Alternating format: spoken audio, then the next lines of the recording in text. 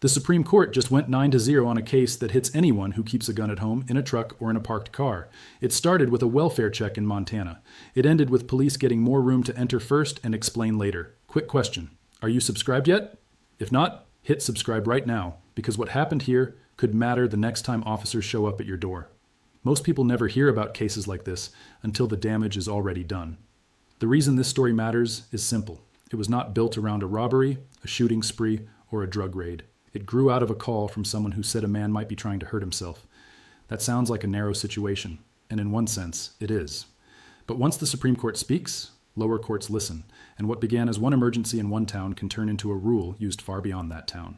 For gun owners, that means the line between a check on your safety and a search of your space may now feel a lot thinner than it used to. The case came out of Anaconda, Montana, after a woman called 911 in 2021 and said her ex-boyfriend had made alarming statements on the phone. She told dispatch she heard what sounded like a gun being worked and then a loud noise. Officers were sent to see if he was alive, injured, or in immediate danger. When they got there, nobody answered the door. Before I tell you what the justices really locked in here, quick question. Subscribed yet? You're going to want notifications on for this. Police stayed outside for a while and tried to get a response. They knocked. They called out through an open window. They looked inside with flashlights. From outside, they said they saw empty beer cans, an empty handgun holster, and a notepad that appeared serious enough to worry them. After waiting roughly 40 minutes, officers decided not to wait any longer. They geared up, forced the door open, and entered the house without a warrant, which is a judge's written okay for police to go into a private place. That one decision is the heart of the whole case. The Fourth Amendment is supposed to protect people from unreasonable government searches. In plain English, that usually means police need strong legal reason and often a warrant before entering your home. Your home has always been treated as one of the most protected spaces you have. So when officers go in without that permission slip, courts are supposed to look very closely at why. The question was whether the facts here were enough to justify that entry, even though no judge had approved it first. Inside the house, things turned chaotic fast. Officers found Trevor Case upstairs in a closet area. When he moved, one officer believed he saw a dark object near Case's waist and fired. Case was struck in the abdomen. Later, police found the actual handgun nearby, not in his hand at that moment. He survived, but then the legal fight really began. His side argued that if the police never had the right to enter in the first place, then anything found after that entry, including the gun, should have been thrown out of court. That argument lost at the trial level. It lost again in the Montana Supreme Court. Then the case reached the United States Supreme Court, and all 9 justices agreed with the lower courts. No split, no fierce dissent, no 6-3 fight, just a full 9-0 ruling that police did not need probable cause, meaning the stronger level of proof, to enter the home under what is called the emergency aid exception. That exception lets officers go in without a warrant when they reasonably believe someone inside may need immediate help. That sounds harmless at first, because nobody wants police standing outside a house while someone dies inside. The problem is the standard the court approved. Instead of saying officers needed probable cause, the justices said they only needed an objectively reasonable basis to think help was needed. Strip away the legal wording, and that means this. Would another reasonable officer looking at the same facts think an emergency might be happening? That is a lower bar. It gives officers more space to act before a judge ever reviews the situation. The gap between those two standards is where gun owners should pay attention. Probable cause usually requires solid facts pointing strongly in one direction. A lower reasonableness test gives more weight to fast judgments, partial information, and the messy feel of a tense scene. That matters because many gun owners keep firearms in places officers may see during a welfare check. A visible holster, a locked case in a truck, a handgun near a bed. Those things may be lawful, but in a stressful moment they can shape how police read the whole situation. Let me ask you something. If you care about your rights, hit that subscribe button. I'll wait. Because this is exactly the kind of rule change that sounds technical until it lands on your driveway, at your front door, or beside your vehicle late at night. Now here's where people get tripped up. Some hear this and think, this was a house case, so why should someone who carries in a vehicle care? The answer is because cars were already easier for police to search than homes. Courts have long said vehicles get less Fourth Amendment protection because they can move quickly and are used on public roads. So if the more protected place, your home, now has a lower emergency entry standard, that tells you the pressure on vehicle cases is not going in your favor. It pushes the whole system toward more officer discretion, not less. Think about real life, not law school. You're parked in your own driveway after a bad day. Maybe you sit there for a while. Maybe someone sees you and worries. Maybe a family member calls for a welfare check because you stopped answering texts. Officers arrive and see a firearm in your vehicle, or an empty holster on the seat, or a gun case in back. Even if you own it lawfully, that visible gun can turn concern into urgency in the eyes of police. Under the court's reasoning, they now have more room to say their actions were based on a reasonable emergency belief. That does not mean police can do whatever they want. This ruling did not erase every limit. Officers still have to point to specific facts. They cannot just say they felt uneasy. Courts can still reject entries that are based on thin excuses or obvious guesses. But the big shift is this. Judges now have clear permission from the Supreme Court to accept a lower standard in emergency aid cases. Once that rule is in place, the fight moves from whether officers had very strong proof to whether their judgment looked reasonable in the moment. That kind of review often favors law enforcement because judges know scenes unfold fast and information comes in pieces. If dispatch says possible suicide, if the house is silent, if a gun-related detail is reported, and if officers see something that seems to back up the call, many judges will be reluctant to second-guess the entry.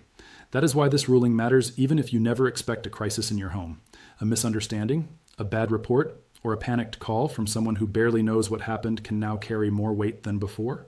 One part that deserves attention is a separate writing from Justice Sonia Sotomayor. She agreed with the result, but added comments of her own. She pointed out how common guns are in American homes and suggested that the presence of firearms can increase the perceived danger officers face during a welfare check. That matters because it shows how legal gun ownership can affect the way police view risk. In other words, the very fact that you lawfully own a gun may become part of the reason officers say they had to move faster, enter sooner, or use more force. That is a hard truth for many people to hear. Gun owners often think, I followed the law, so my firearm should count in my favor. In the abstract, that makes sense.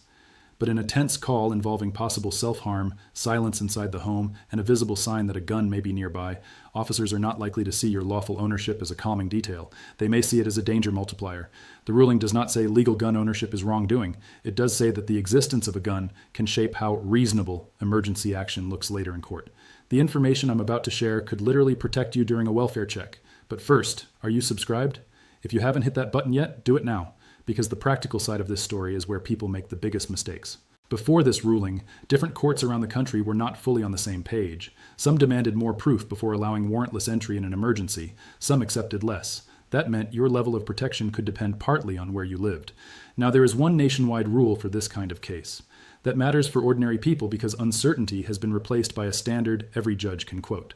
And the standard is not the stricter one. It gives police more breathing room when they say they believed someone inside needed immediate help. That also changes how earlier gun rights wins should be understood. A few years ago, the Supreme Court made clear that homes were not supposed to be treated like cars under a broad community caretaking idea. That was important because it reminded courts that houses deserve stronger protection. This new case does not wipe that out completely, but it narrows the practical gap. Your home is still more protected on paper than your vehicle. Yet if officers can enter the home under a lower emergency standard, the difference no longer feels as wide as many people assumed. Now picture a common modern scenario. You post something vague online when you're angry, tired, or upset. A relative takes it the wrong way. A coworker gets nervous, a neighbor hears raised voices and calls it in. You fall asleep with your phone on silent. Officers arrive, your truck is outside. Through a window, they spot a gun case, a holster, or some other item that tells them firearms may be present. From that moment on, every ordinary object in view can start working against you, not because it proves a crime, but because it may support an emergency story. That is why welfare checks matter so much in this discussion. They are often seen as soft calls, almost friendly calls, until they are not. Once police believe there may be self-harm, a weapon, or a medical crisis, the entire tone changes. Commands get louder, movements get read differently, delays in answering the door become suspicious instead of harmless. A firearm that is legally kept in the house or vehicle can become part of the reason officers say the risk was too high to wait. For the lawful gun owner, the legal issue is no longer only the Second Amendment. It becomes a Fourth Amendment problem too. There is another reason people are watching this closely. Red flag laws, also called extreme risk protection laws, already allow courts in some states to temporarily take firearms from people alleged to be dangerous. This Supreme Court case was not itself a red flag case, but many gun owners worry about how the two systems could overlap. If a welfare check starts the chain, and officers say the facts pointed to an urgent threat, the new ruling may make it easier for police to justify entry while that larger process unfolds. Even if later steps require court approval, the first contact may now be harder to challenge. None of this means you should panic every time someone checks on you. It does mean you should stop assuming the law will protect your space the way you imagine it does. People often think their rights are strongest at home, and in many ways that is still true. But rights on paper and rights in motion are not always the same thing. When officers are making a fast decision in front of your house or next to your vehicle, the question may not be whether you did anything wrong. It may be whether a judge later believes their fear and urgency sounded reasonable enough. So what should a responsible gun owner take from all this? First, understand that a welfare check is no longer something to brush off as harmless. It can become a doorway into your home or vehicle under the right facts. Second, know your state rules on firearm storage, visibility, and carry inside a vehicle. Legal storage does not remove every risk, but sloppy storage can add avoidable problems to an already tense scene. Third, think carefully about how your words, messages, and online posts may be read by people who know you only partly and may overreact in a moment of fear. Fourth, if police ever do show up, do not turn a legal problem into a physical one. Do not argue your constitutional theory on the porch. Do not make sudden moves toward a firearm. Do not resist, even if you believe the entry is wrong. The place to fight that battle is later, with a lawyer and a record of what happened. Fifth, document what you can once it is safe. Time, date, officer names, if available, what was said, what was seen, and whether consent was requested or denied. Details that feel small in the moment can matter a lot after the fact. It is also wise to think about the people in your life who may call police in panic, anger, or confusion.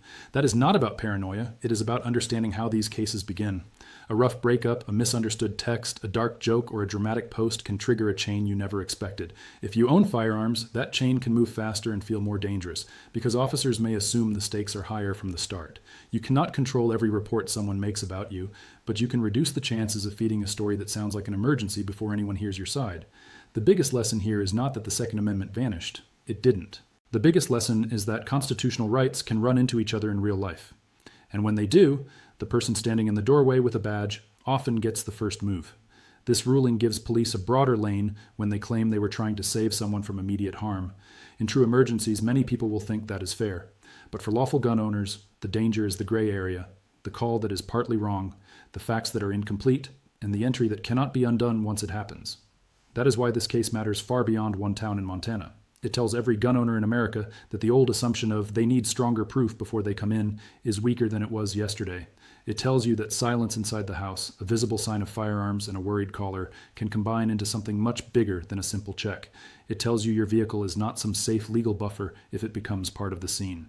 And it tells you that the fine print of the Fourth Amendment now matters just as much as the words of the Second. So bring it back to yourself. If you keep a firearm by the bed, in a safe, in your truck, or in a parked car outside your home, this ruling is not just courtroom talk. It touches the exact places where your daily life and police power can meet. You do not need to live in fear. You do need to stay alert, store and carry responsibly, avoid reckless behavior, and understand that a welfare check can now escalate faster than many people think. The main point is simple. When the court lowered the entry standard, the personal stakes for lawful gun owners went up. Stay careful, stay calm, and stay informed.